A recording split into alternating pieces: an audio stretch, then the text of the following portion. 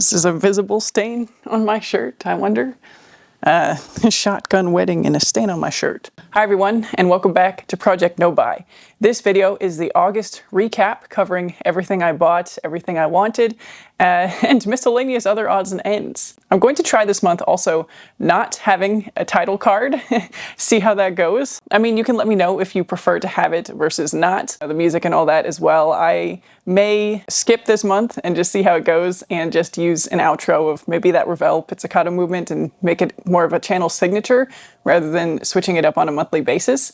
Again, you can let me know how you feel about that. Part of the reason is to not impose myself and my titles on to the audience, keep things moving a little more quickly, even though I right now am taking time dallying in sharing this information when I probably don't need to. And the other reason is to encourage myself to pour more of my energy into getting started on my music channel project that I have yet to get off the ground, despite talking about it for numerous months on here.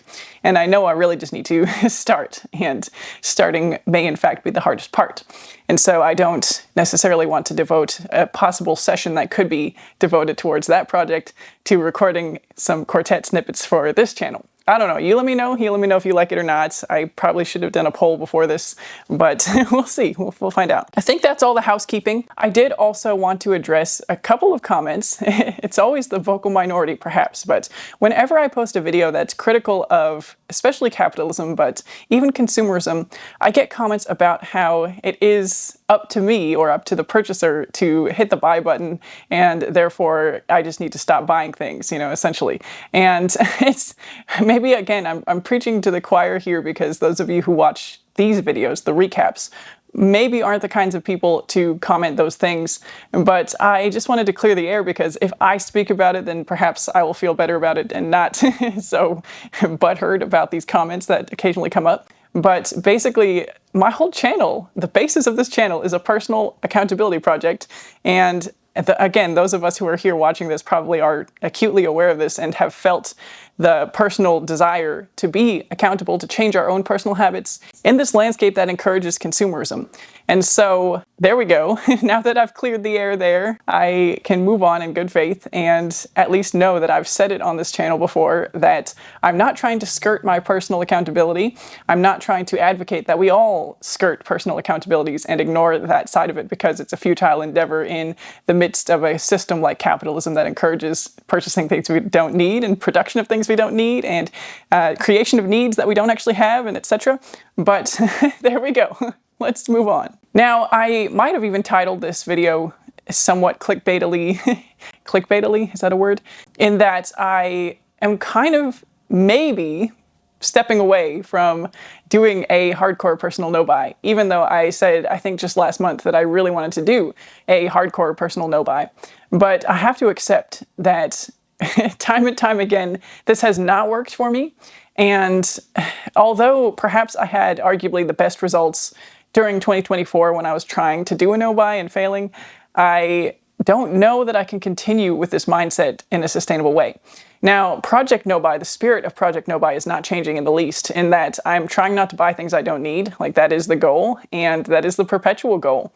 And the parameters for things I need may be a little more flexible going forwards, or at least for this next short period, I don't know. I'll explain that when I go through the things that were purchased in the month of August, and some of these things might be made clear. But the no-buy project of trying not to buy anything non-essential has failed for me literally every time. And honestly, when I observe other people who have done no-buys, or at least the bigger creators who I'm familiar with, I'm not familiar with everybody on this platform who has done one, but in most of those cases, they also purchase things or acquire things that somebody else would consider not a necessity. So I'm not using that to absolve my failures or the things that I bought that were not within my own rules. You know, I'm not saying just because this person deems a skincare routine as a necessity and I don't, that means I get to go buy a shirt or something like that. You know, that's not what I'm saying.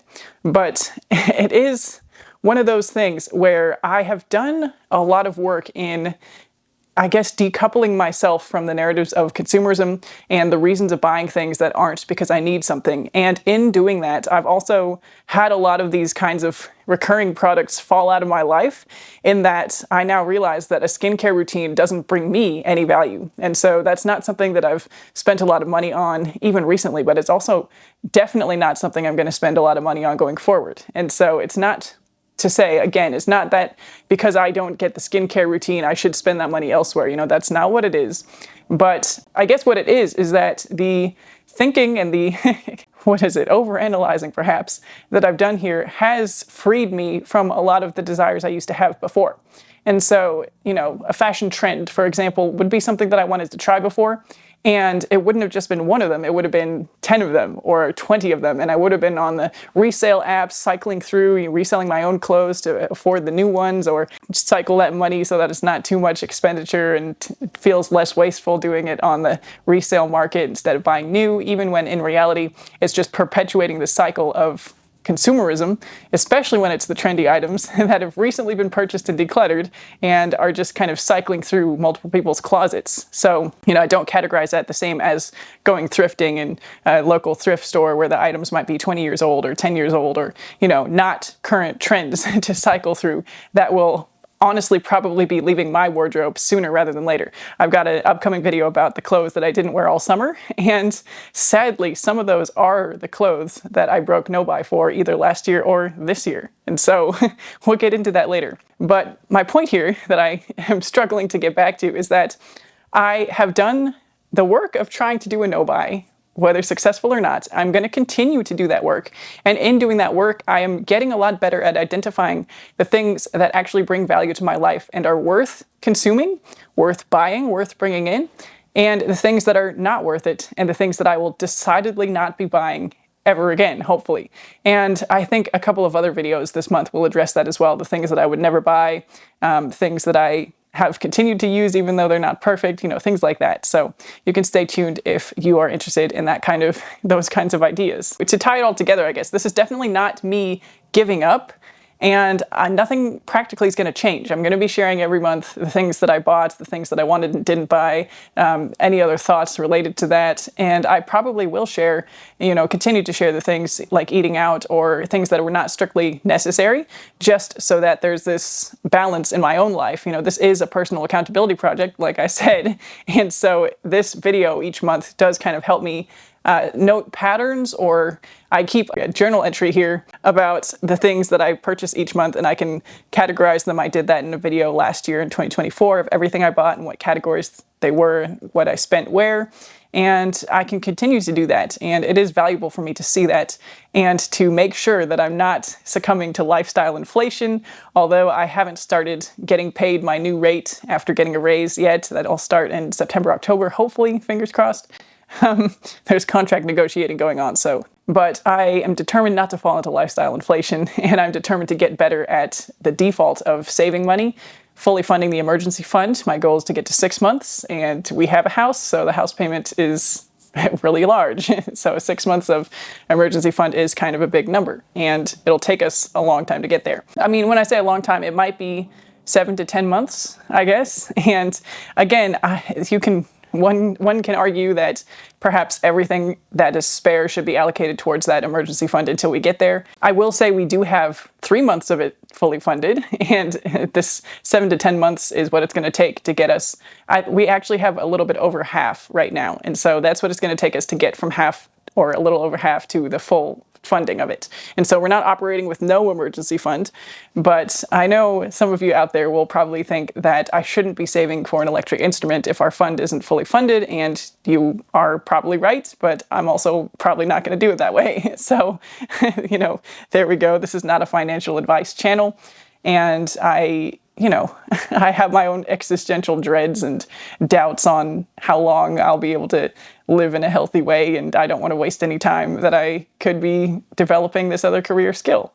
And honestly, kind of a hobby and an enjoyable activity. And after I buy the gear for the hobby, which I know this is another trap, you know, getting gear for new hobbies. This isn't really a new hobby. This is an extension of my actual career. So we can argue about that later, or we could talk about that later. I don't know who I'm arguing struggling with right now, but I'll discuss that in later videos, I guess, especially when it comes closer to the time.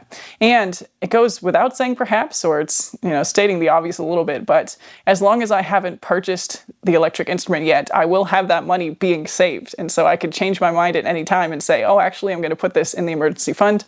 And the plan isn't to buy an electric instrument until next summer anyway. So things could happen. The money will be piling up either way, which is the intention. And that's basically the long-term goal of this project no buy period. The other thing is that I have been able to step back and do some practical reasoning. And along with the closet declutter that I did more recently that I'll share maybe in the next video, I have realized, I went through different categories and realized that there are some genuine gaps in my wardrobe. And I used to be very, very skeptical of that when I was more fresh off the thick of my shopping days, early in 2024, when people talked about gaps in your wardrobe, I was thinking, this is ridiculous. Like, I know personally I don't have any gaps because I just have so many clothes. And it was really difficult to see the forest for the trees, or the trees in the forest, because there were so many trees rather. So it's not even a case of seeing the forest. And there was a tree that I couldn't see because there were too many trees to be cleared out of the way, or maybe a tree that needed to be planted. Sorry, this is a ridiculous metaphor. But basically I had a gap in my wardrobe that was actually genuine once I decluttered, although I haven't actually gotten rid of these things, but I ascertained that I would not be able to wear, I'm talking about shoes. Let me just cut to the chase. I did buy a secondhand pair of ankle boots on Poshmark this month because I went through my closet and the boots that I have are slightly too small. And this is not a fault of mine necessarily. This isn't something I could have prevented. In other words, basically, if you're new here, I have kids. These kids, some of them were created more recently. That's a little bit of a weird way to say it. But a side effect of having kids can be that your feet end up slightly larger than they were before you had kids. And so I didn't really have the opportunity to, you can't really plan for that when you have shoes. Some of these shoes are over 5 years old. I had them when I lived in Texas, and 9 years is maybe one of these pairs. Time flies. It's 2025. So some of these pairs of shoes are very old. They still have a lot of wear left in them, but I can't continue to wear them because of the size. Like they are not comfortable, especially when sitting down for some reason. I think maybe the top of my foot is bigger or is more forward now. I don't know the mechanics or exactly what happened, but when I wear like 3 pairs of my boots, the top of the boot is now it squishes my foot, in other words. And I have read about how to maybe stretch out leather shoes or how to, make this more comfortable for me. But it's just not something that I have the bandwidth to deal with right now. Not only is it squishing my foot, it is a little too short and a little too, the pinky toe is a little squished now. And it's only a small difference, but it is enough that I haven't really reached for those shoes as much as I would like to be wearing them. And I think in replacing 3 or 4 pairs of shoes with 1 pair of ankle boots, that we're still doing okay. And again, I'm going to go back to this when I list all the things that I purchased. There are some more shoes on my radar and kind of replacement-based shoes. I'll get to that in another video or maybe at the end of this video. Let's keep moving along. So we covered the budget. We covered some of the reasons that I've realized I might need to buy some things. I might also share a little bit more about what the household had to purchase. And this is kind of expanding the no-buy because while my husband and kids aren't on a no-buy themselves, it is kind of something that I'm involved in as a member of this household, as an adult member who controls the finances, and I do try to make the best decisions possible for all the purchases we make. And when my husband is contemplating a purchase as well, we do talk about most of these things, and the advice or the suggestions I have are geared towards trying to be more conscious in our consuming, more sustainable, more ethical when possible, etc. And so I may share more of those details with the dissolution of the hardcore project no buy that was probably never actually going to work. So no changes, but some changes, just realistically nothing is going to change since all of my no buy periods have resulted in epic failure anyway. So there we go. All right, so let's get to this real list of what I bought, used up, or decluttered in the month of August. So I am going to save the things decluttered for another video. So we're just going to go through the things that I actually bought. The first thing on this list is a pickleball racket and balls.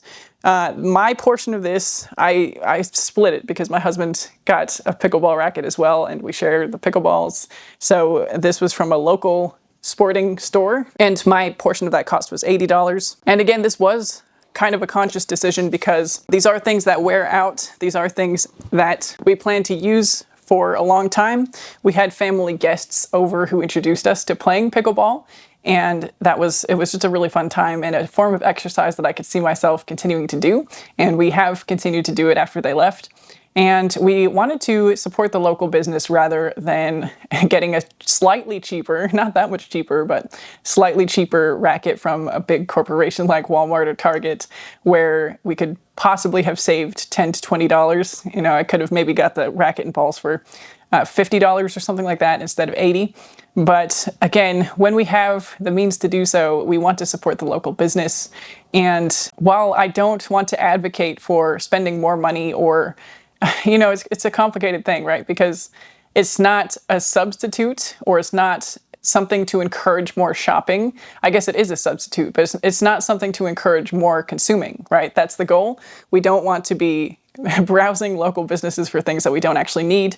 And again, arguably, a pickleball racket is not something I actually needed. And if I was being hardcore about doing a no-buy, I would have waited. But then again, you know, I don't really want to go a year without playing pickleball because I don't have a racket. I have joined Buy Nothing groups locally, but it's one thing to join the group. It's another thing to take a leap and ask for something that people might actually be using or not actually. You know, pickleball is relatively trendy right now, I think. And so I don't really want to ask for something that people might actively be using and not have spare. And I know this kind of defeats the purpose of being in the Buy Nothing group, because I guess you're supposed to be able to just ask for something if somebody has one stashed in their closet that they're not using. And that's the kind of, you know, but it's still, there's still a hurdle there of like, you know, the French press is one thing, which I'll get to that later, but the French press is one thing. It feels like somebody who might have one in their cupboard that they're actively not using because it's not their preferred method, but they bought one way back when.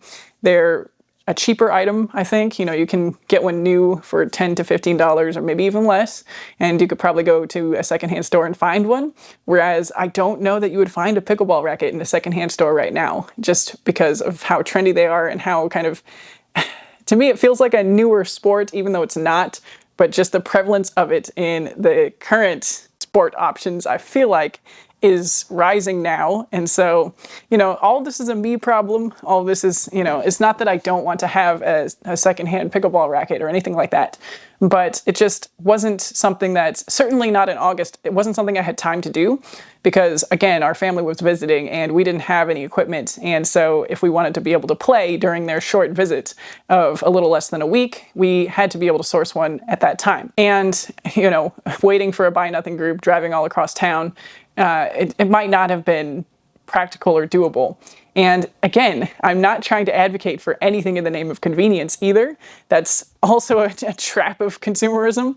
But there are times, and again, this is going to come up later in this list, where convenience is kind of a large factor. And it's a little unfortunate, I guess, and can only somewhat be mitigated by changing attitudes and things like that. So we'll discuss that more, put a pin in that. First thing was the pickleball racket and balls. I have some parking fees here. Again, this is for the Crossroads Festival. That was late July, early August, and there was like $15.50 of parking.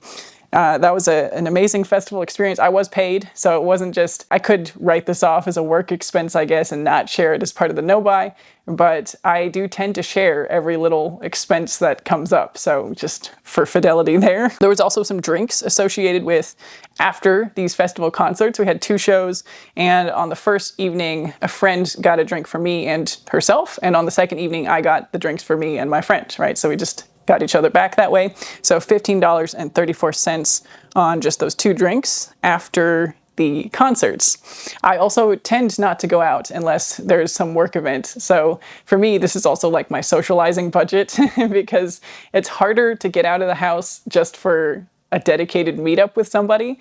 For example, this person is my friend and I could go hang out with her, but in theory, but in practicality, it's harder to pin down a time. She also has a kid, so we've got to have childcare if we want to go meet up or bring the kid or plan it around other things. And so it's worth it to me to spend a little bit if I have to on these social activities, even after I've already been social at work. So there's that. The next thing I have on here is $60 at the Tea Smith, or $61.84 if we want to get precise here, but unfortunately now I kind of want to get one of the reusable boba cups they had there. The Tea Smith, I think, is a local to Omaha business as well. I don't think it's a chain at all.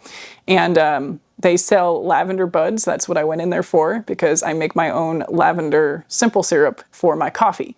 And so I was in there for that. I also got some boba tea make-at-home kits because people in my house like boba. And what else? That was it, but I did walk out wanting one of the glass reusable boba cups with the metal straw. It was like a very aesthetically pleasing cup with a nice wooden lid that suctioned onto the glass. And part of it is that draw of supporting a local business as well, even though it's definitely not something I need. And so I'm not going to buy it for no reason. If anything, maybe a Christmas present, even though that's still buying something for no reason other than a gifting occasion. And so I do want to stay away from that, but we'll see. It's on the wish list, tentatively on the mental wish list, not on the real physical one. And I'll probably go back into that store when I run out of lavender again. This is my second bag of lavender. The first one I got was in March, I think. I took you with me. And the $60, I think, also included boba teas. I got 3 boba teas there when we were there. So we went as a family, and so we all got tea. Then the next purchase, perhaps I should skip to the ankle boots. I purchased a pair of ankle boots off of Poshmark. And these are a faded black pair of ankle boots that are meant to replace my cowboy boots, my gray croc print boots, and my black kind of ankle Chelsea boots, because all those other 3 boots are too small. And it kind of breaks my heart a little bit, although that's definitely hyperbole when I'm talking about material goods. But my husband got me the brown cowboy boots I have when we were dating. And that's kind of very sentimental. I wish they still fit. I really want to wear them. Every time I wear them, my right foot in particular, gets really squished. And it's even worse when sitting down, because when I stand up, I guess the weight presses my foot down and the top of my foot is not smashed against the material. But when I sit, which I sit at my job, I end up having a very painful right foot, and then sometimes it's hard to drive home. And that's, it's almost becoming a hazard at this point because my body seems to be falling apart these days. But anyway, long story short, I got the black cowboy ankle boots. They're kind of cowboy inspired, to replace all those 3. And I do think stylistically the one pair will fit all the purposes of the 3. And so in some ways it's like making a purchase to be able to declutter things, kind of consolidating, which is something I was hugely guilty of before in my days of overconsumption, shopping too much. And I am trying to do this slowly enough that that doesn't happen, trying to evaluate things very carefully. And if it's not, I would prefer to do this consolidation rather than one-to-one replacements, right? So it's not that I'm against this, but I definitely want to make sure that this isn't just an excuse to buy something. And I think in this case, it'll be okay because I did wear those uncomfortable shoes last year. I still wore them, and I just kind of had minor gripes with them every single time that I wore them. And I will be hanging on to them because there are still people in my life who might either, friends I might be able to see if most of my friends are smaller than me because I'm almost 6 foot tall, so their feet tend to be smaller too. So I have a limited pool of people who might be able to fit into them, and I don't know if they're going to be quite the same style. However, there are also people in my life who will grow to be this size, and they may grow to be larger than this size, but who knows? And I will be saving them, at least for now, because of the sentimental value, and just because with the gray boots, they're just a great pair of shoes, and I have memories of the feelings I had buying them. And because they're just honestly a fabulous pair of boots. And I think I'm going to talk more about this in another video because there's just a lot of emotional baggage there. But long story short, I'm going to hang on to them. I'm going to put them in a different closet, and I will practically be replacing them with the one pair of boots from Poshmark. They were about $30 shipped. Okay, the next thing is another kind of controversial thing. And I have already shared that at the very end of July, I went to a Hozier concert. And this was, for me, the largest concert that I've been to, the most popular artist. And it was definitely an experience that I won't forget. And we took a little road trip to North Dakota to do so.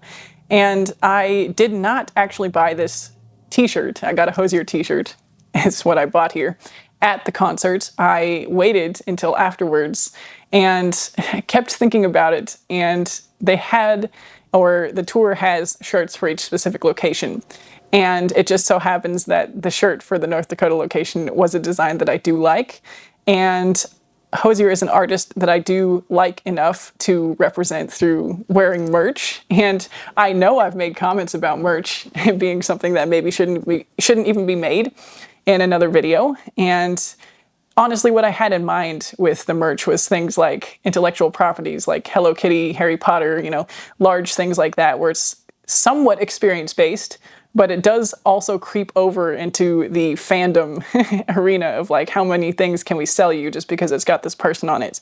And so that's where I have no problem drawing a hard line, right? Like, I don't think anybody needs a shower curtain with Hello Kitty on it. And yeah, okay, if it makes you happy, then sure, like, people are making them, so go ahead and buy it if that's what you like. Also, if you need a shower curtain, that's the other thing. Like, if you already have one, maybe don't go replacing it until that one wears out. Like, it's really straightforward, but really complicated at the same time.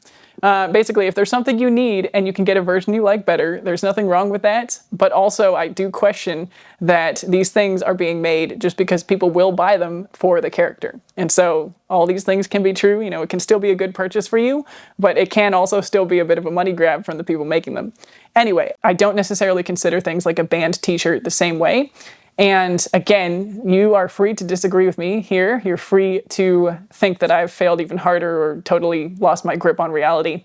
And ironically, my first fail in my No Buy 2024 was a t-shirt as well. And it's a t-shirt that I don't even wear. I got it in April. I think I made a video about it and was really nervous about that video because it was my first failure. And I had purchased that shirt with the intention to be a Christmas gift from the person who was wearing that shirt at the time. And that was my inspiration for wanting it and buying it. It was a frog and toad shirt, and we had family visiting and the family member was wearing that shirt. And I then wanted it after seeing it and purchased it back in April 2024 to receive in December 2024. And I did that, and I wore it one time and realized the color was terrible on me. And, could I have realized that beforehand? Probably. Was I clouded in judgment just because I wanted the shirt? Also, yes, definitely. And am I making the same mistake? I don't think so, because I wore the shirt immediately. So I ordered it in the mail, which shipping and then the cost of shipping, whatever. I probably should have just bought it in July at the concert.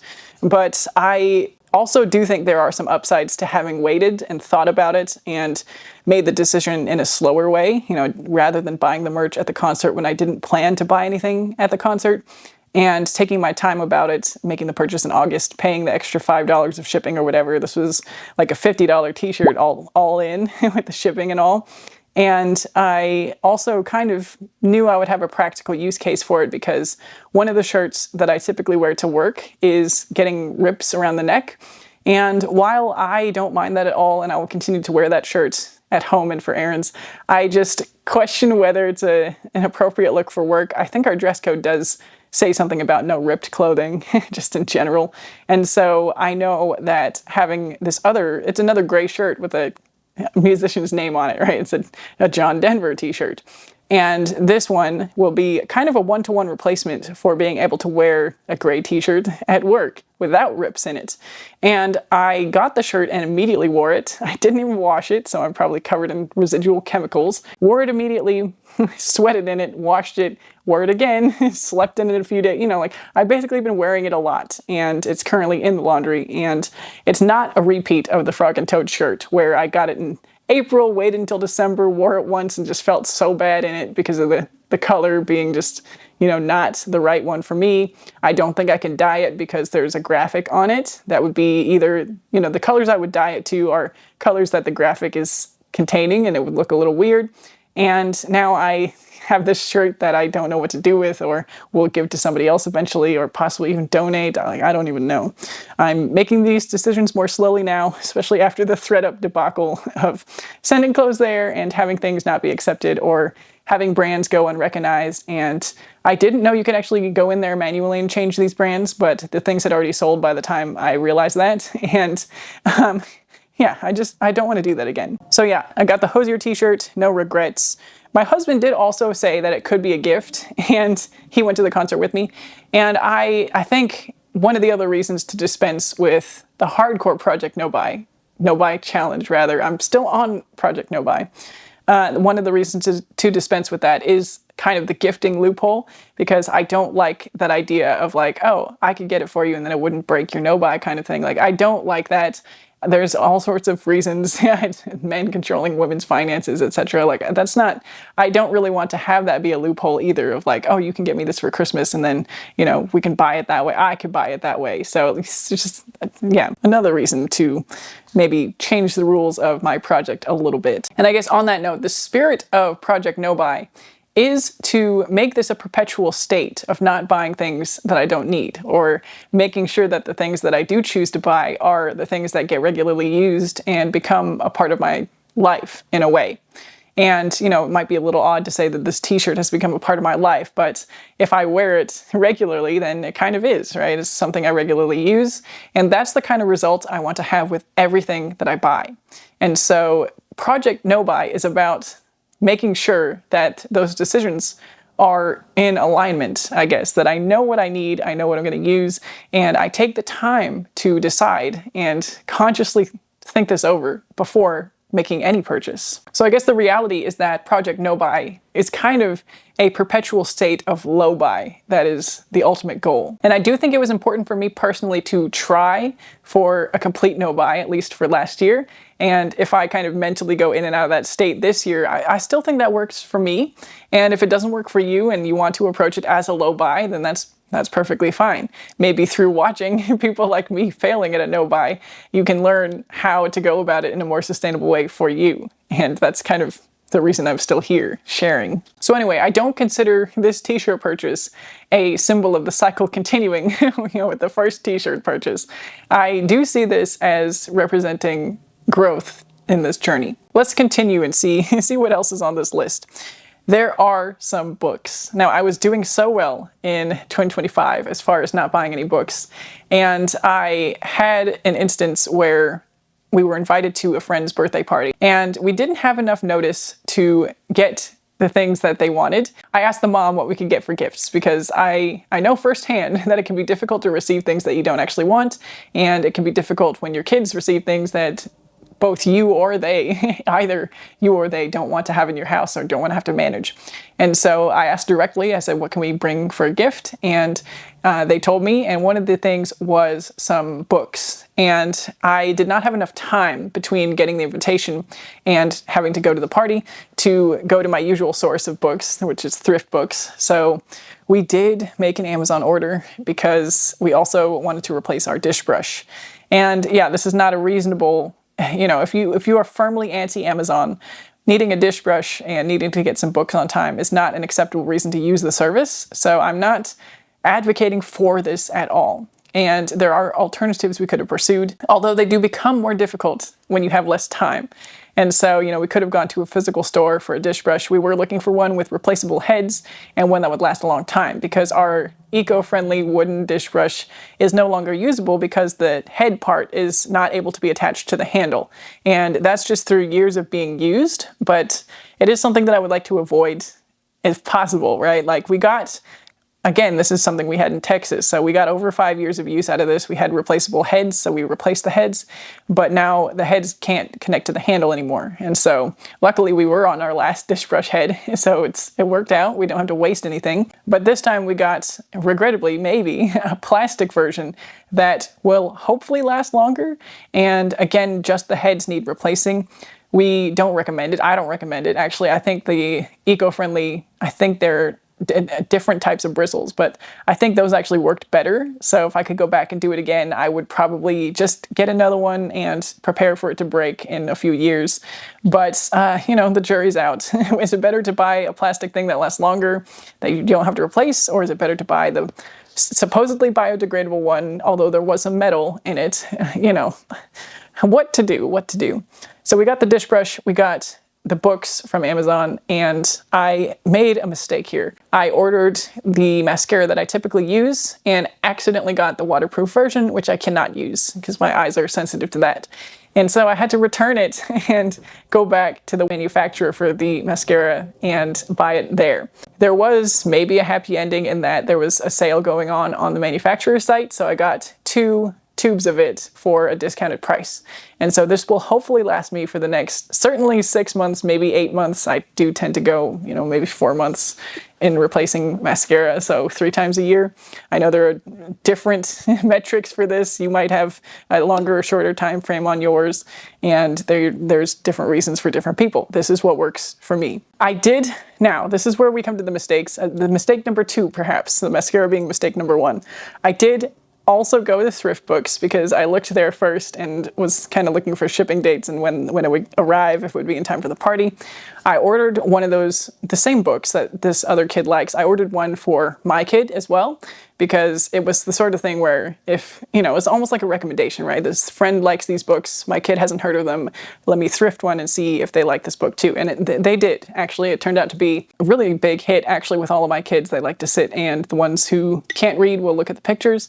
Anyway, so we got a thrift books version, and because of the shipping threshold, I think it's like $10, I did also get 2 books for myself and already regret those 2 books. So I had on my list of library books, The Housemaid, I think it's called, Frida McFadden. And it's one of those books that's always out because it's a popular kind of thriller. And I have already read it. It's a quick read. And I have learned through this experience that I maybe have outgrown this genre. There's another book that I read this month. I finally got to Slow Dance, the book that I was talking about in December, being excited to read. It took me this long to get to it. And I have been reading other kind of nonfiction books in the meantime that I've been sharing on this channel. But I read Slow Dance by Rainbow Rowell, and I, again, regret the purchase. And that was an influence purchase as well. I will talk more about that later, but I find that I've finally outgrown this genre of kind of romance, thriller, like light reading. I used to use it when I was in a reading rut to get back into reading, since they're typically quick reads and typically like the page turners, right? Like you want to know what happens. But I finished them and I just felt kind of icky. Like, you know, maybe I am just not in a romantic stage of my own life. I don't know. But it just felt like shallow reading and felt like there were too many holes in the plots that I didn't really notice before in books like this. You know, the Rainbow Rowell one I would especially compare to like Colleen Hoover, which I have read a lot of Colleen Hoover books just again for light reading to chew through while I'm in a reading rut to get me back into reading something else. I would not call myself a huge fan or anything like that, but I have reached the point now where I probably would not be able to pick up another one of those books and finish it ever again. And I hopefully will be able to take this lesson forward and not make the same mistakes. And anytime I feel the itch to read a book like that, hopefully I can commit to using the library, even if it is a long wait, because I know it's not going to be satisfying. It's going to be like eating that junk food that I didn't really want and just had because it was free or because it was there or whatever. This book wasn't even free. I got it at thrift books, but that's the kind of parallel, right? Like if you go to a work dinner and there's Cokes on the table, but you really don't like drinking sugary soft drinks, but you do anyway, and then you feel bad afterwards. You know, like that's the kind of experience reading this book was. And then I also got the book Big Magic by Elizabeth Gilbert, because I saw a YouTuber recommend it. Again, hashtag influenced. And I should have known better. I think I started reading Eat, Pray, Love. That's what she's known for, most known for. And I don't think I finished that book. Again, just it's not my jam. Nothing against you if that is your jam. It's just, there's not, the way of speaking, I guess, feels kind of, and again, I don't want to offend anybody when I say this, but it feels a little bit boss babe or like, you know, I don't know that Elizabeth Gilbert necessarily conveys an understanding of a minority experience. And I don't even know what to classify myself in this regard, but I have had aspects of that in my life, of that experience of being kind of othered or marginalized based on not skin color per se, but like ethnicity. And I don't know, there just seems to be an absence of the depth of feeling and thinking in her writing. And I haven't finished that one yet, full disclosure, but I don't want to do this again. I don't want to make any of those mistakes, and the best way to avoid making those mistakes is just to not buy books right now. I still have books that I need to finish. Again, these were kind of light reading to try to get my back in gear and get my booty in gear for reading again, because I've kind of slowed down in my reading pace and I want to get back up and get back into it, but I just don't know if it was worth it. So there we go. The only books I bought this year were mistakes. Yikes. And then the last thing on this list is shower soap. And I have news here. We are not using the Lush soap anymore.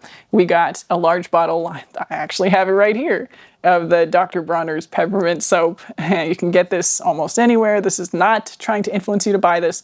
I know I've seen comments that suggest that we should all be using bar soap instead of soap in a plastic bottle. I agree with you, but I shower with well, I don't shower with people, but multiple people use my shower, and my husband strongly prefers the gel formula, and I don't really care. And so it's better for us to buy the larger bottle of shower gel that lasts a long time, and that's just how we're going to live our lives, even if it's not the most sustainable, even if it's not the cheapest. Although I'm sure this bottle of soap was far cheaper than the bottle of Lush soap that I got in March. I think I shared the sticker shock that I had with that back when I bought it, because I took it with me. I did a vlog, I think, for the March recap. And I don't think I'll ever go back to the Lush soap because it just feels shockingly overpriced to me now, I guess. And there are some things that I continue to use that are maybe shockingly overpriced, like my shampoo. But again, I haven't had to replace that since last year sometime. And I enjoy the results, I guess. Like, I have no complaints, so I have no reason to look for anything new. And I will continue to buy the bulk bottle of, I use a Redken, you know, a kind of fancy brand, after doing research on what was possibly best for my hair type. And I will just continue to buy that same soap, shampoo rather. Multiple people in my family use it. And it's one of those things where if we spend $45 to $50 a year on shampoo, I think I can be okay with that. I did not buy that this month though, because I still haven't needed to replace it. You'll see at the end of the year or beginning of next, whenever I do the empties for 2025, how few products I actually managed to go through in a year. And it's a lesson to myself. I don't even know whether or not we finished a sunscreen this year, although that's not going to be in my empties because the whole family uses it. I do think we finished one. We finished one sunscreen this summer. And part of that's just we don't go outside too much.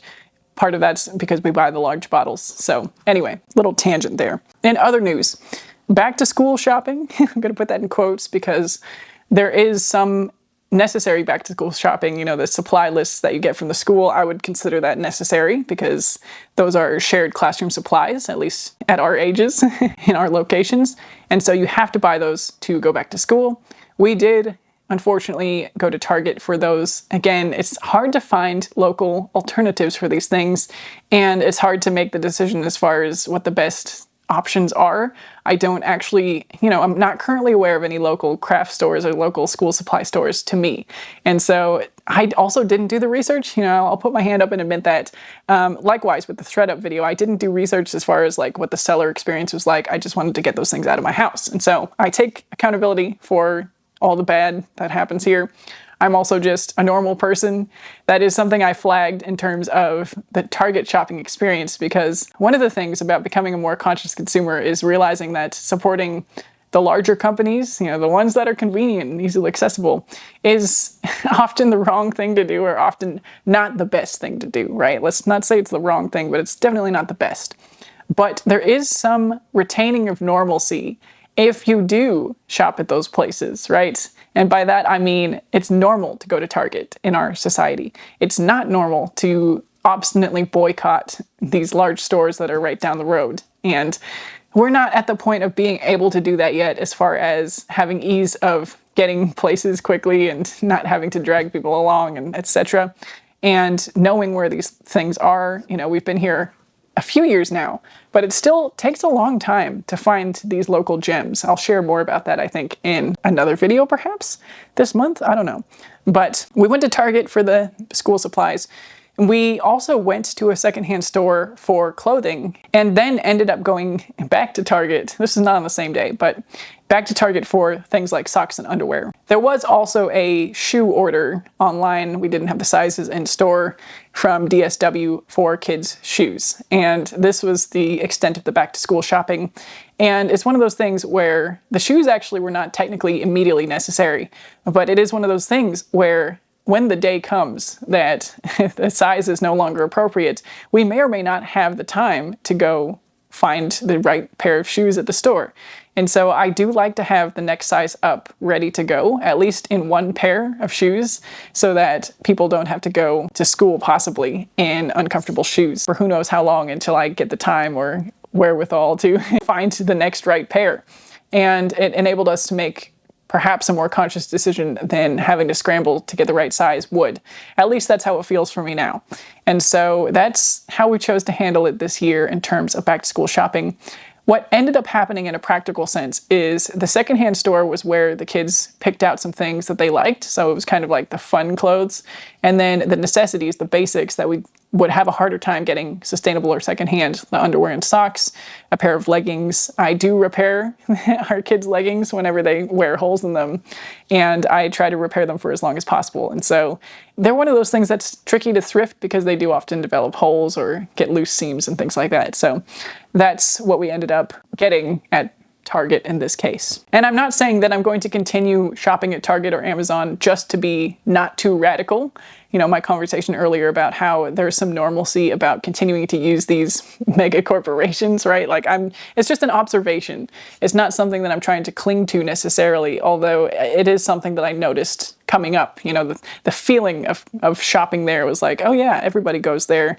It's normal to go there. It's more of a weird thing to do when I say, oh, I try to avoid shopping at Amazon, Target, Walmart, etc. You know, that's kind of what meets with raised eyebrows, what gets met with raised eyebrows. And I want to continue moving in that direction of not being bothered by the raised eyebrows. I wouldn't say I'm bothered by it right now, but I hope you understand what I'm saying. Basically, there's just a sense of normalcy in the complacent shopping habits that we observe in today's society. And it was something I noticed, and I'm not going to do anything, I guess, differently. I'm still pursuing the journey of conscious consumerism, but I'm also just pointing out all the things that I observe and notice and feel along the way, and that was one of them. Okay, quick update on the things that I said I wanted this past month. The French press. I did not buy one, and I actually don't think I want one anymore. I am going to let go of the plastic panic, I guess, in terms of the AeroPress. I still have been using it. And I do have a mocha pot, which I kind of forgot about. And so if I want to avoid plastic, I have an option in the mocha pot. It's all metal. And so that can't really be my excuse to acquire a French press. Even though I am in buy nothing groups and I could ask and see if anyone's got one, I'm pausing that for now, at least. And honestly, because I said one of the things I could do with the French press was make tea.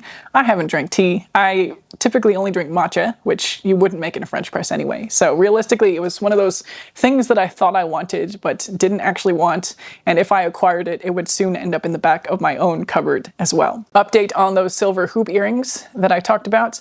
I don't even want those anymore. They're not a long-term wish list item. I don't really want my husband to spend money on those for Christmas or anything like that. You know, I don't even really want to acquire them anymore. I'm perfectly happy with the options of earrings that I already own, and letting go of that particular option was maybe just that. I just had to let it go and kind of accept that that would not be an option anymore and adjust to my new options, which none of them are new, but my new kind of panel of options minus that one pair. And so I actually haven't gotten rid of that pair. I still feel okay to wear them, even with the tarnishing and even with the fake diamonds missing. But, you know, it was one of those mindset shifts, I guess, that just needed a few more days or weeks or however long to happen. And given that time, it's something that I've realized that I don't even actually want. Now, there are a couple of more categories, right? I mentioned going through my shoes, and in doing so, one of my favorite pairs of sneakers, the cobalt blue ones, you know, one of my colors, is regrettably also too small. And I tried them on, I tried extra thin socks, etc. I tried walking around in them, I wore them for a couple of days. And it's just one of those things where, you know, one of the days I thought, do I need to clip my toenails? Like, is that going to be better with shorter nails? Is it pressing on that? No, they're just too small now. Part of it might have been because I have gotten them wet when I've been traveling before. I did an audition in Baltimore like 3 years ago or something and took them and walked in the rain and snow. Yeah, so they're another pair of shoes I've had for 4 or 5 years, and it just might be time to let them go. It's one of those things that I'm sad about because they are one of my iconic pairs of shoes in my view, and I don't want to be without a pair of bright blue sneakers. And I might end up purchasing a replacement pair, TBD. I'm looking at the secondhand markets and there's a pair I'm interested in on Depop by the brand Onitsuka. I have the yellow pairs of Onitsuka shoes, and those are the ones that I like the fit of the best, actually, out of all the sneaker brands I've tried. And so I might pull the trigger and buy those as a one-to-one replacement for the shoes that I feel like are so iconic to me and my style. However, I have learned through these experiences of the silver earrings and the books and the French press that I could also wait longer and the desire might just drop off. So we'll see. I had a moment of wanting some white Converse high tops, which is utterly ridiculous because I already have black Converse high tops with a platform sole. But again, in my shoe decluttering and realizing that there were 4 or 5 pairs that I would put away and probably never wear again, I also had to put away all my heels because I've realized that I'm at the age where back, foot, leg problems debilitate me for days, and I can't really afford to be debilitated when I have to go to work and etc., take care of kids. So I lost a good set of my shoe wardrobe. And in doing so, I kind of fantasized about adding some new to me shoes or new shoes even. And again, this is maybe influenced by the Hosier concert because he wears the white high top Converses, and it kind of just felt like something that would be natural to me as well. I'm happy to report that I don't really want those anymore. They're not on any wish list. They're on the things I wanted to buy but didn't for 2025 list perhaps, but it just doesn't make sense, right? When I have a pair of Converse that still do fit, they're still comfortable. Not all of my shoes feel uncomfortably tight. I think it's really just about the shape of the top of the shoe. And so I can still wear the Converse I have until they're worn out. And if the time comes that I legitimately need a new pair of shoes, I can still revisit white Converse then. Like, they're never going to be out of style. It's not a limited color or anything like that. Like, I think I actually prefer black over white in my wardrobe, in my kind of color style. And so I'm glad I didn't pull the trigger and buy these for the few days that I was thinking that I actively wanted them. The last thing on my kind of things I wanted list was again by Polen. Maybe it was because of the browsing I did when they sent that email about making the new model. I already talked about it on this channel. And I found myself re-wanting the small leather goods that I talked about in that video that I wanted before. And so, you know, the desire is starting to like burn a little hole in my brain in terms of maybe I should put it on my real wish list. And I think I'm going to do a dedicated wish list video later this month, so I might leave it for then and talk about it a little bit more at that point. Haven't bought them yet though, so there we go. A quick go through what I consumed in terms of books mainly. I did finish Vulture Capitalism, and it is kind of breaking my brain, and I do need some time to absorb the things that I feel like I learned from that book. And so little bits of it might seep into my content going forward in terms of realizing what capitalism actually is, which I definitely thought it was some of the things that it isn't actually, you know, like the best expression of free markets, when in reality it requires a lot of planning and exterior kind of influence to even exist in the first place, or uphold the system, keep it as it is, in other words.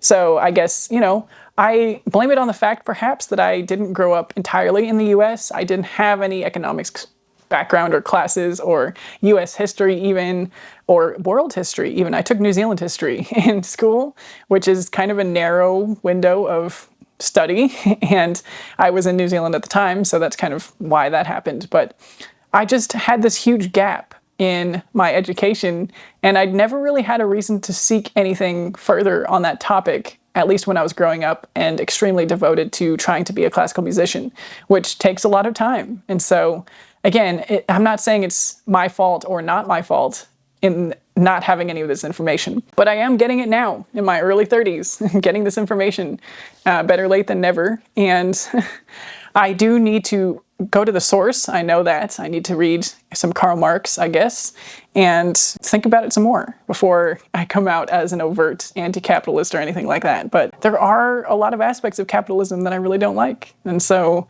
essentially, Grace Blakely, the author of Vulture Capitalism, I've got it here, so I'll hold it up here. Essentially, what she advocates for is some kind of socialism, I think. I think it would be fair to say that. But I don't want to misrepresent anything she says. And it's, again, concepts that are a little bit outside of my current field of understanding.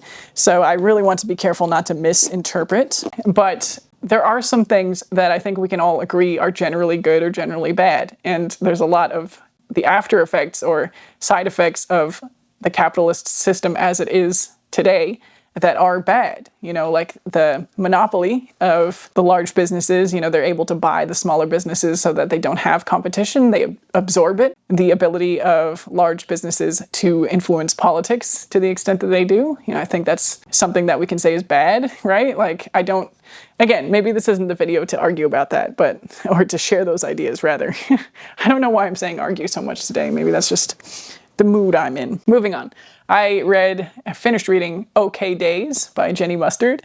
Once again, it was okay. It's one of those books that I feel like maybe I've just outgrown. I bought it because I was influenced. I think I was watching this creator at the time. Jenny Mustard is a YouTube creator.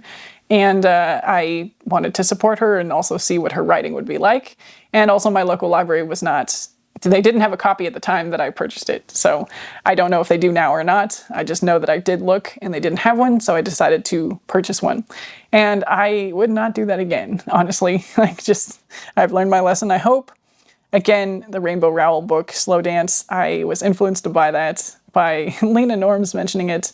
And I bought it because the author is from Omaha, where I live, and the story was set there.